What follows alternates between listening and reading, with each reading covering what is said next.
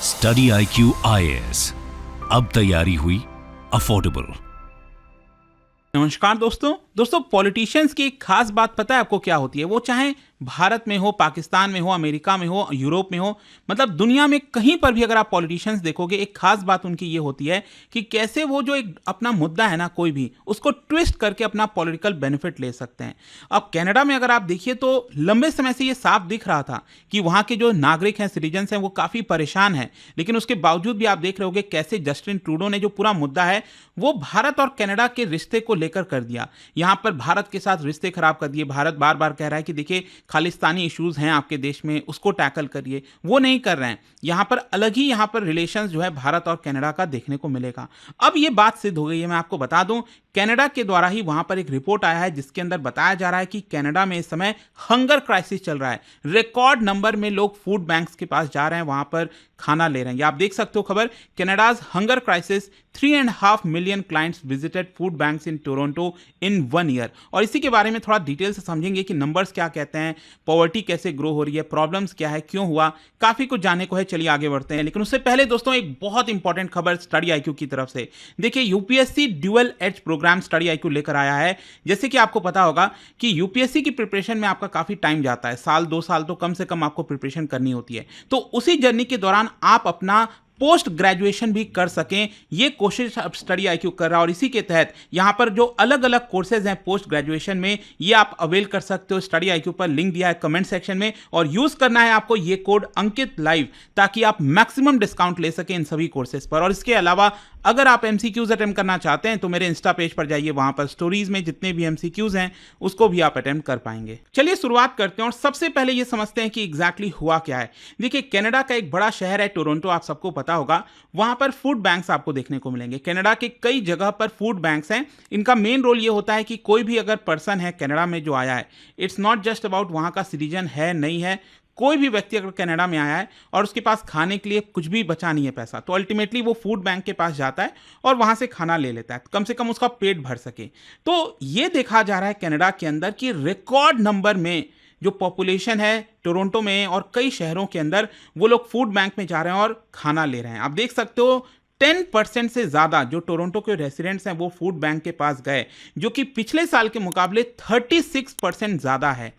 अब मैं आपको बता दूं कि ये जो रिपोर्ट की हम बात कर रहे हैं, ये डेली ब्रेड फूड बैंक और North York Harvest Food Bank, इन दोनों के द्वारा मिलकर जो हु इज़ हंग्री रिपोर्ट है निकाला गया। ये एनुअल रिपोर्ट है, हर साल आती है, जिसमें पता चलता है कि क्या हंगर क्राइसिस है। तो उसके अंदर बताया गया है कि पिछले साल में 3.5 मिलियन लोग विजिट किए थे फूड बैंक में, वहां से उन्होंने खाना लिया था, जो कि दिखाता है it is an increase of 1 million, पिछले साल के मुकाबले 1 मिलियन ज्यादा है। आप देख सकते हो 1 अप्रैल 2023 से लेकर 31 मार्च 2024 के बीच में यहां पर 3.5 मिलियन क्लाइंट्स। और मैं आपको बता दूं कि टोरंटो की पूरी पॉपुलेशन अगर आप देखिए तो इट इज 2.8 मिलियन। और कितने बार विजिट हुए हैं वो लोग फूड बैंक्स? 3.5 मिलियन। पूरी टोरंटो की पॉपुलेशन से ज़्यादा बार यहाँ पर विजिट हुआ है फूड बैंक में, मतलब लोग बड़ी मात्रा में जाकर वहाँ से खाना ले रहे हैं। ये दिखाता है कि हर 10 में से एक व्यक्ति टोरंटो के अंदर वो अपना सर्वाइवल नहीं कर पा रहा है। और यहाँ पर इस रिपोर्ट में बोला गया कि आपके आसपास फ्रेंड्स होंगे, कोलीग्स होंगे, नेबर होंगे, कोई भी हो सकता है जो कि सर्वाइवल के लिए जी रहा है। खैर यहाँ पर आप देख सकते हैं एक और जो चीज़ बताया गया है कि first time food bank users increase, पहली बार ऐसा होगा कि फूड बैंक यूजर्स में बढ़ोतरी हुई है। और देखिए यहाँ पर यह भी बोला गया है कि डिस्पाइट दिखाया जा रहा है कि एम्प्लॉयमेंट रेट बढ़ रहा है, लेकिन प्रॉब्लम क्या हुई है ना कि वहाँ पर लिविंग जो कॉस्ट है वो बहुत ज़्यादा बढ़ गया है। इनफैक्ट मैं रिपोर्ट वगैरह पढ़ रहा था, उसमें बताया जा रहा था कि लोग अपना 50% जो उनकी सैलरी होती है, जो भी उनको पैसा मिलता है कमाते हैं, 50% से ज़्यादा वो सिर्फ रेंट में ही गवा देते हैं। इतना सारा पैसा, कुछ लोग तो इतना कम कमाते हैं कि पूरा का पूरा पैसा उनका सिर्फ रहने में चला जाता है, तो खाने के लिए वो कहाँ से लाएंगे?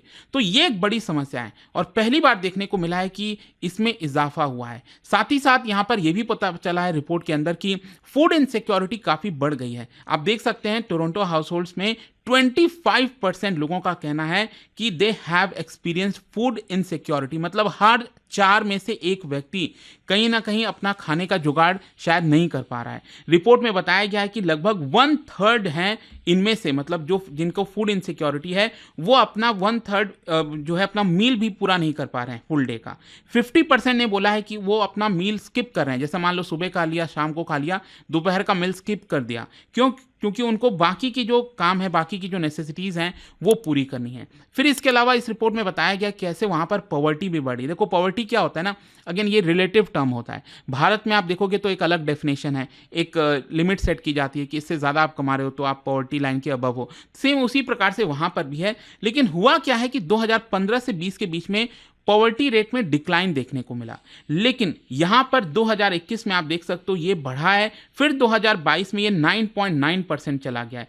टोरंटो की हालत तो और ज़्यादा खराब है, वहां का लगभग 12.6% लोगों में आपको पॉवर्टी देखने को मिलेगा, जो कि पिछले साल के मुकाबले 34% ज़्यादा है। और ये पॉवर्टी एक मेजर कारण बताया जा रहा है। ऑब्वियस सी बात है, जब आप गरीब हो, पैसे नहीं आ पा रहे हैं, तो उस केस में आपका जो फूड सिक्योरिटी है वो इम्पैक्ट होता है। आप ढंग से खा नहीं पाते हो, आप अपना दिन का जो पूरा मील है वो पूरा नहीं कर पाते हैं। खैर, इसके अलावा एक और इंटरेस्टिंग चीज़ इसके अंदर ये बताई गई है कि यहाँ पर जो फूड बैंक का यूज़ किया जा रहा है जिन लोगों के द्वारा, उसमें न्यू कमर्स सब काफ़ी ज़्यादा देखने को मिल रहा है। मतलब जितने भी लोगों ने फूड बैंक का इस्तेमाल किया उसमें से 32% ऐसे हैं जो कि कनाडा में आए हैं, आने में उनको 10 साल हुए हैं या फिर उससे कम हुआ है।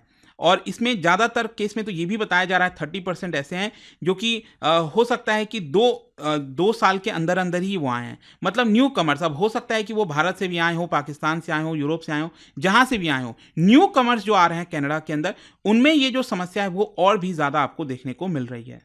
और सबसे ज़्यादा शॉकिंग बात इसमें यह भी पता चली कि शायद पहली बार ऐसा होगा कि लोग फूड बैंक के पास खाना लेने जा रहे हैं, लेकिन उनको वापस भी लौटना पड़ रहा है क्योंकि उनके पास उतने खाना भी नहीं है। आप देख सकते हैं इस रिपोर्ट में बताया गया कि लगभग 30% कैनेडियंस को वापस भेजा गया कि उनके पास खाना नहीं बचा है, तो वो खाना नहीं दे सकते। तो ओवरऑल क्वेश्चन यहां पर यही है कि की फैक्टर्स क्या है इस पूरे क्राइसिस के पीछे। देखो, एक तो ये बताया जा रहा है कि पब्लिक सर्विसेज में इन्वेस्टमेंट नहीं किया गया सरकार के द्वारा, काफी नेग्लेक्ट किया गया है। इंफ्रास्ट्रक्चर हो गया, वहां पर फोकस नहीं हुआ। सोशल हाउसिंग, अब इसका लिंक क्या है मैं आपको बताता हूं। जैसे कि मान लो अगर सरकार हाउसिंग के ऊपर, इंफ्रास्ट्रक्चर के ऊपर फोकस नहीं कर रही है, मतलब कि यहां पर घर कम बन रहे हैं, घर कम बन रहे हैं मतलब सप्लाई कम है इस रियल इस्टेट का, और इसकी वजह से डिमांड ज्यादा बढ़ी है, स्टूडेंट्स आ रहे हैं वहां पर पढ़ने आ रहे हैं, तो इसकी वजह से क्या हुआ है, सप्लाई डिमांड का मिसमैच हो गया, और जिसकी वजह से जब भी ऐसा होता है तो इन्फ्लेशन बढ़ता है और वहां पर कॉस्ट ऑफ लिविंग बहुत ज़्यादा इंक्रीज हो गया। जैसा मैं आपको बता रहा था ना कि रहने में ही यहाँ पर बहुत सारा खर्चा हो जाता है। इनफैक्ट मैं कई वीडियोस भी कई बार सामने आते रहते हैं सोशल मीडियाज़ वगैरह पर, जो भारत से कनाडा लोग जा रहे हैं वो लोग मना भी करते हैं कि देखिए इतनी ज़रूरत भी नहीं है आपको कनाडा आने की, बहुत ज़रूरत हो तो ही आइए आप पढ़ने, क्योंकि यहाँ पर बहुत ज़्यादा क्राइसिस चल रही है, रहने के लिए घर नहीं मिल पा रहा है। तो ये पूरी सिचुएशन है। सो यहाँ पर इस रिपोर्ट का यही कहना है कि जितने भी लोग फूड बैंक के पास आते हैं, जितनी बार आते हैं, ये पॉलिसी फेलियर को दिखाता है। यहाँ पर जो एक रियल इंडिविजुअल है कहीं ना कहीं वो ट्रैप हो चुका है पॉवर्टी में, और इसलिए एक्शन मांग रहे हैं ये लोग। इनका कहना है कि सरकार को लॉन्ग टर्म सोल्यूशन की तरफ जाना चाहिए ताकि पॉवर्टी और जो इनसिक्योरिटी है, फूड इनसिक्योरिटी, उसको हटाया जा सके। फिर जाने से पहले एक और चीज़ आप देख सकते हो, यहाँ पर एक और जगह है, बेसिकली टोरंटो के पास ही यहाँ पर जगह है मिसिसॉगा, और वहां पर तो इमरजेंसी डिक्लेयर कर दी गई है फूड इनसिक्योरिटी की वजह से। वहां की जो सिटी काउंसिल है उन्होंने कहा कि ये एक इमरजेंसी सिचुएशन है। कई लोगों को लग रहा होगा कि ये टेम्परेरी है, बट ऐसा नहीं है। यहां पर प्रेस रिलीज में बताया गया कि दिस इज रियल इमरजेंसी और कहीं ना कहीं इसके ऊपर एक्शन लेने की जरूरत है। ये जो स्टैटिक्स बताया गया आप देख सकते हो, उसमें बोला गया है दैट पहले क्या होता था कि 2019 में मान लीजिए हर 37 व्यक्ति में से एक व्यक्ति फूड बैंक के पास आता था खाना लेने के लिए। आज हालत ये हो गई है मिसिसॉगा में कि हर 13 में से एक व्यक्ति वहां पर खाना लेने के लिए जा रहा है। तो ये लगातार ये जो नंबर्स हैं काफ़ी चौंकाने वाले हैं, स्पेशली कनाडा जैसे कंट्री के लिए। देखना होगा ये लोग क्या करते हैं। लेकिन देखिए यहाँ पर इन्होंने एक जो काम किया अभी रिसेंटली, उनका अब ये कहना है कि जो फास्ट ट्रैक वीज़ा प्रोग्राम वगैरह दिया जाता था, जिसके तहत मान लीजिए भारत से, पाकिस्तान से कोई व्यक्ति जा रहा है तो जल्दी से वीजा मिल जाता था 2 हफ्ते के अंदर, उसको अब यहां पर खत्म कर दिया गया है। और इसकी वजह से कहीं ना कहीं यहां पर अब बहुत ज्यादा जो एंट्री दी जाती थी पहले इमिग्रेंट्स को, वो अब नहीं दी जाएगी। तो देखते हैं अब इसको लेकर क्या होता है। और ये एक बड़ा इशू बन गया है, अभी चुनाव भी होना है 1 साल के अंदर अंदर कनाडा में।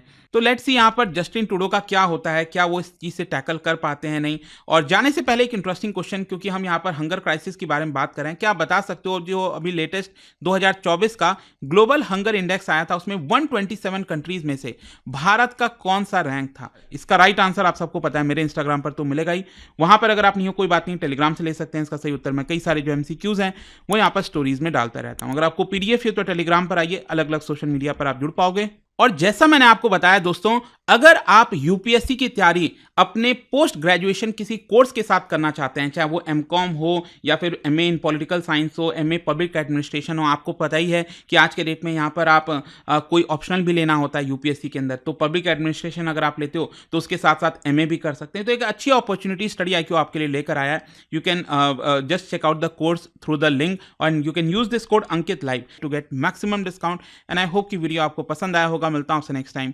Till then, thank you very much, see you soon. Study IQ IAS, अब तैयारी हुई अफोर्डेबल।